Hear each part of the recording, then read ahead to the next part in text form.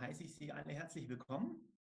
Mein Name ist Muad Maljemens, ich bin Account Manager bei der Sie GmbH und darf heute das Webinar Unlocking the Potential of ChatGPT moderieren. Ich werde nicht viel sagen, ich habe nur 2, 3 Slides, die ich Ihnen jetzt kurz zeigen werde. Ich werde die SICOS kurz vorstellen und dann nochmal zu EuroCC ein wenig sagen. Die SICOS BW gibt es jetzt seit über 10 Jahren. Sie sehen hier auch die Gesellschafter, das KIT und die Uni Stuttgart. Und das Ganze wurde gefördert vom Ministerium für Wissenschaft, Forschung und Kunst. Es geht um Technologietransfer in genau diesen beiden Bereichen, Smart Data und HPC. Und der Fokus liegt hier bei kleinen und mittelständischen Unternehmen, die das genießen sollen. Was machen wir alles? Unser Angebot, wir informieren, wir beraten, vermitteln, wir haben ein Partnernetzwerk, wir fördern, wir haben auch die Möglichkeit zu qualifizieren in verschiedenen Angeboten. Und das Ganze machen wir in der Regel auch kostenfrei, neutral. Und heute sind wir zusammengekommen mit einem EuroCC als Partner. Das EuroCC-Projekt von der EU und dem Bundesministerium für Bildung und Forschung finanziert, ist mit über 30 Partnern in Europa die erste Anlaufstelle für Kontakte zur deutschen und europäischen HPC-Szene. Es besteht aus einem Netzwerk von Wissenschaftlern, Anbietern und Nutzern von Höchstleistungsrechnern. Ziel hier ist es vor allem wieder die Förderung der industriellen Nutzung von HPC. Weitere Informationen dazu unter www.eurocc-gcs.de. Ich werde den Link auch nochmal in den Chat reinstellen. Da können Sie sich weiter informieren. Einer unserer Partner hat auch ein sehr interessantes Förderprogramm, gerade aktuell. Das würde ich auch gerne nochmal kurz vorstellen. Es geht hier um unseren Partner im Smart Data Innovation Lab. Da geht es um KI-Projekte, Data Analytics-Projekte. Wenn Sie gerade so ein Projekt haben, die werden gefördert mit 60.000 €. Sie haben Partner wie das KIT, Fraunhofer und andere Partner, wo Sie Dienstleistungen einkaufen können. Das ganze Angebot ist niedrigschwellig. Sie müssen nicht lange was ausfüllen. Es geht um eine kurze Projektbeschreibung. Und das Projekt wird auch noch im März freigegeben. Also falls Sie aktuell Projekte haben in der Hinsicht, sollten wir uns darüber mal unterhalten. Ich stelle den Link auch noch mal in den Chat rein für Sie. Und wenn Sie Fragen dazu haben, stehe ich natürlich jederzeit gerne zur Verfügung. Das war es auch schon von meiner Seite. Wir werden das ganze Webinar aufzeichnen, das möchte ich noch mal sagen. Wir werden es danach auch im Internet nochmal bereitstellen, falls Sie jetzt nicht ganz können oder irgendjemand anderem dieses Webinar nochmal empfehlen möchten. Es ist im Internet dann nochmal zu finden bei YouTube und auf unserer Homepage. Aber das war es auch schon von mir. The stage is yours. Joe Paretti, Carsten Geier, please. So, good day, ladies and gentlemen. ChatGPT is all over in the tech and even in the non-tech press and media. Today, we will present some innovations that made it possible. The talk will be in context of the broader spectrum of AI for natural language processing and large language models. I am Joseph Paretti, a freelance consultant. We'll talk about the technology and business aspects. My colleague, Dr. Carsten Geier, will provide a ChatGPT demonstration. So, disclaimer, I read it for you. Some of the following slides use published material, which is also intellectual property of Hugging Face, Ajay Haltor, Jay Alammer, NVIDIA, and Google. Usage of such material is just for demonstration and learning purposes. So in terms of content, I'll talk about the ChatGPT architecture. You will see InstructGPT in some of the websites, and this will take the majority of my time. And then after that, I'll talk a little bit about Codex. Basically, the functionality is to automatically create Python code from doc strings. Then I'll talk about a little bit about the OpenAI white papers that are the underpinning for this project. Some short notes about the business and competition, references, backup slides, and then Karsten will do the demonstration. So this is the slide shows the system architecture that you find on the OpenAI website. So I'm going to go into some details for each of the 3 steps, but here is a high-level view. So you start with the GPT that was made by OpenAI a few years back. It is a large language model for a variety of NLP tasks. GPT means generative pre-trained with transformer. These 3 words capture the essence of the problem. Generative models create text. Because of the large model size, they pre-train the model on text data on the internet. Essentially, this is a sequence-to-sequence problem. And finally, the T in GPT is for transformers. What this brings is context-dependent embeddings. The basic task GPT does is predict the next word in a sentence. The starting point is a vanilla GPT. Now, if you look at step 1, this is about fine-tuning that GPT model with specific prompts and their responses. This produces a new model that is better aligned to users' intent. In step 2, in the middle of the slide, we train a reward model. This model is based on GPT. We use the supervised fine-tuned model from step 1. So a given prompt repeated 4 times or n times produces different outputs from the model. Human labelers rank the responses and assign a figure of merit. Using those figures and the prompt response set, we train the reward model, which gives a reward number. And so with that, we move to step 3 on the right-hand side. We have everything to complete the job: the supervised fine-tuned GPT model and the reward model. So in step 3, we apply reinforcement learning. You may be familiar with reinforcement learning. The idea is pretty old and was invented to teach a robot playing an Atari game and other robotic tasks. Here you see a loop because a given prompt generates 1 word at a time, and that word fetches the reward score from the reward model. And there is a policy mechanism that drives the model parameters optimization. So the end result of this step 3 is a fine-tuned version of the supervised fine-tuned model from step 1. And this is also the model that we use. So I'm going to talk a little bit more in detail about each of those steps. So this is step 1, and we start, like I said, from GPT. It could be GPT-3 or smaller variants. So there are variants of different sizes. The largest one is 175 billion parameters. In the slide, you see the encoder-decoder architecture.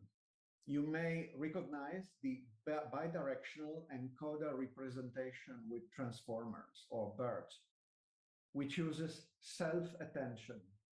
Each word in a sentence attends to each other word, resulting in a weighted sum that is passed to softmax, You see the softmax layer on the right-hand side. For classification, delivering the next word that has the highest probability.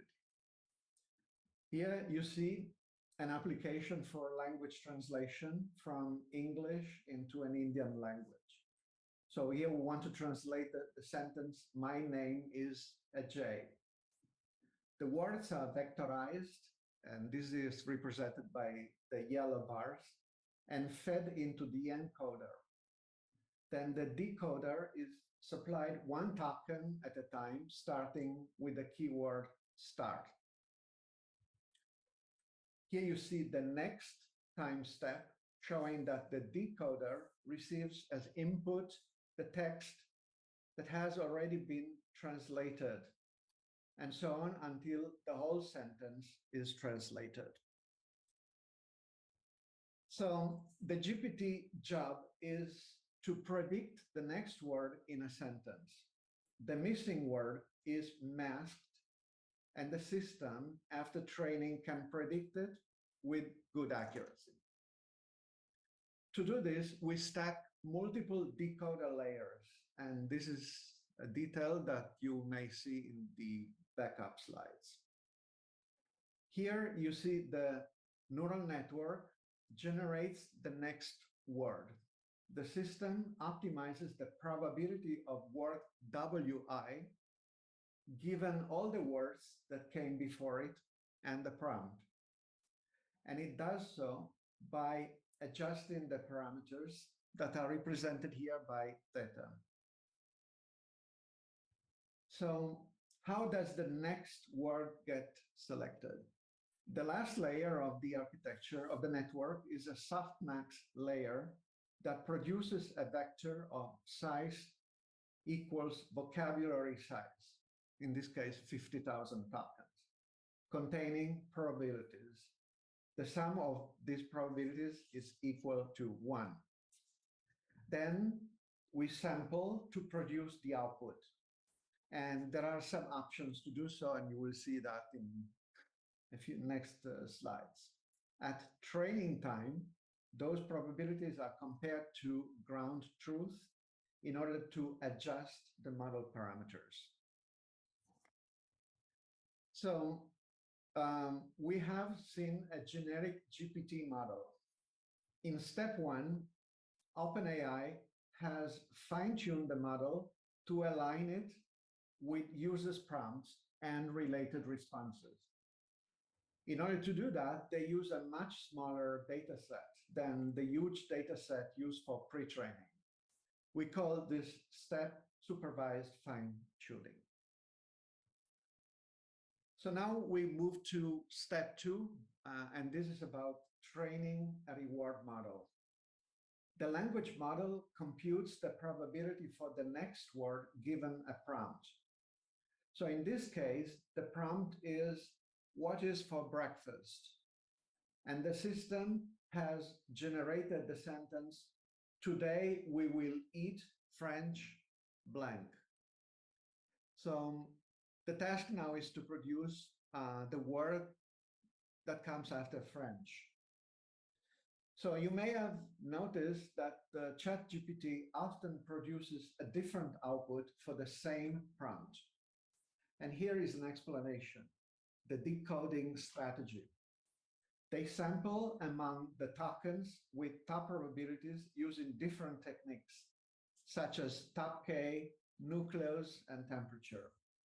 If you're interested to experiment or learn the details, you can find them in the reference slide. So, about training a reward model, we need here to include the human feedback, reinforcement learning with human feedback. OpenAI has hired labelers, human labelers, whose job is to produce many training sets of the type input prompt, response, reward score. And to assign the score, they use this form.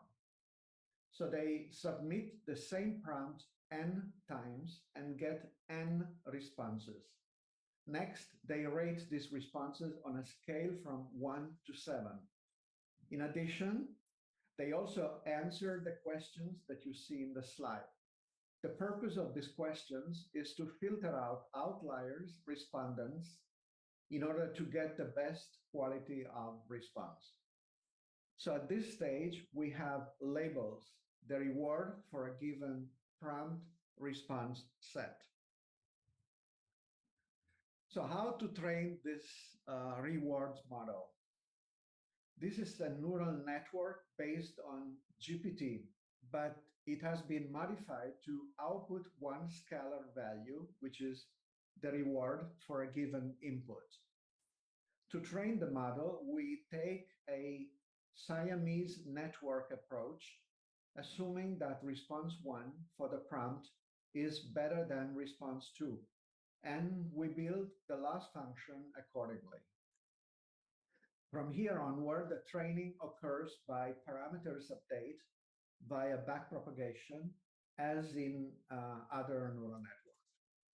In the backup slides, you will see the detail on the error function implementation.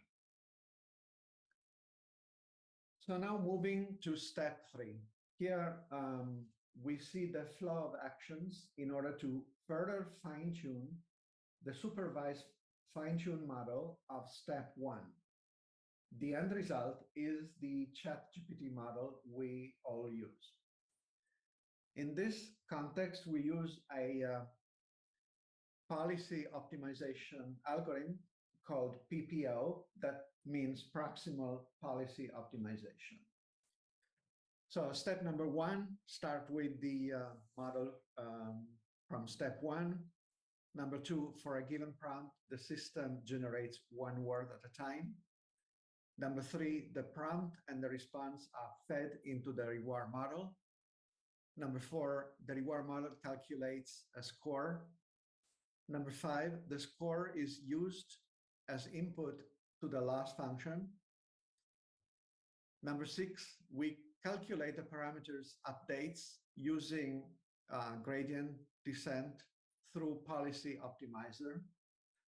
Number 7, the loss function depends not only on the reward, but also on the distance from the original model. And then go to number 2 in order to apply the optimization for the next step.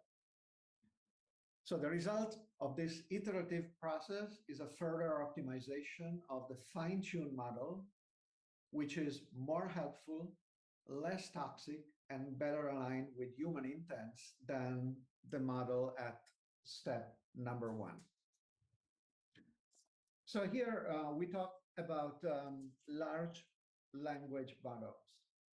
There are many sizes in the GPT family. Here I would like to show the effect of scale. The left-hand side diagram shows large models being better than smaller ones at few shot learning. The model is presented with a few prompts and related responses, and it will adapt to the user's request. The model parameters are unchanged, and yet you see a remarkable performance measured on the y-axis as model size increases. The diagrams on the right illustrate the power law. As model size and data set size go beyond the threshold, the model performance can be expressed as a power law. The advantage is that one can arbitrarily increase the performance given the appropriate size. The disadvantage is the cost of training. Therefore, we use semi-supervised learning.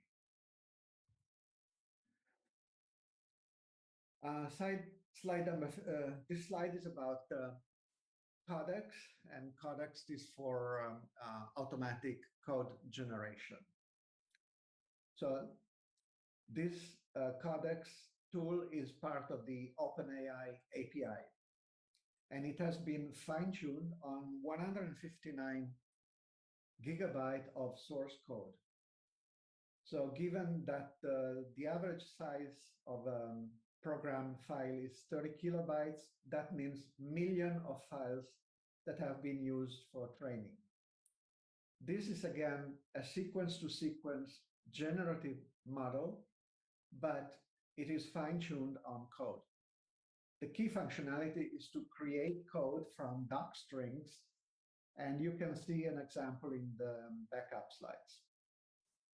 Human eval is a set of 164 problems with solutions that are used to measure the system performance using automatic unit tests. And repeated sampling is how many cases you need to pass the unit tests using a statistical evaluation. Repeated sampling is key to increase the performance from 28% to 70%.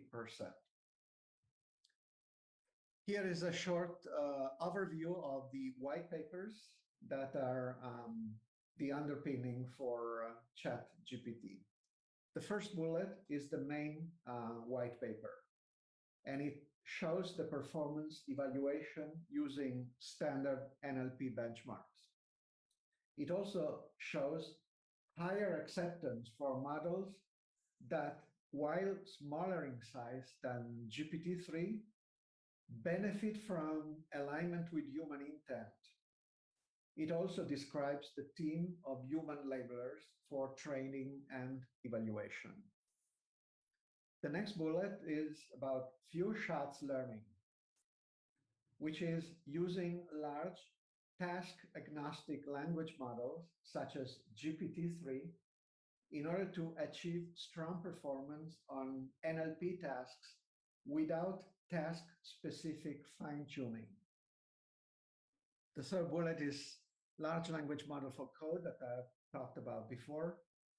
The next one is about the summarization, a solution to improve summary quality by training a model to predict human preferred summaries. The results show that it can transfer to new data sets. And the final one is unsupervised contrastive pre-training, which is useful for semantic search and computing text similarity. And now a few considerations about the business and competition. So as you may have seen in the press, Microsoft invested $1 billion in OpenAI in 2019, and they are amplifying their engagement, including the search engine Bing integration and other integration with the Azure services. So they basically announced an engineering and cloud collaboration with OpenAI. And the next bullet is about the venture capital tender offer to buy shares from OpenAI stockholders, effectively doubling the current valuation to $29 billion. Then you see a list of competitors to OpenAI. This is a non-exhaustive list, and it is intended just to call out some of the most important aspects. You may have seen the BART announcement. He is not mentioned in the slide, but is actually based on existing Google technologies. What you see here is Google language models for dialogue applications, or Lambda. So Lambda is a companion to search. It's a large language model trained on billions of words. And having said that, Google is cautious because Lambda could harm its $150 billion search business. Also from Google DeepMind, a product called Sparrow, which is a new generation language model to better understand the context and perform NLP tasks with a single model. It also requires fewer data for training. DeepMind plans to release Sparrow for limited testing in the current year. The next item is Anthropic Claude, which is similar to OpenAI ChatGPT. It was built using constitutional AI, which aligns the AI with human intentions. The AI system self-improved and wrote responses to various prompts to refine its responses in line with the principles. The system has similar limitations as ChatGPT. The next is Blender bot from Meta, a 175 billion parameter chatbot, which has been designed to chat about any topic by searching the internet and to improve the skills through natural conversations and feedback. The company has focused on the chatbot safety. And then Baidu. Baidu uses a technology called enhanced language representation with informative entities, or ERNIE, which is also a transformer technology. And in general, Baidu plans come as the competition between the US and China heats up in AI. So they use the AI foundation called ERNIE for their chatbot, and they are training on Chinese and English language while complying with the censorship rules in China.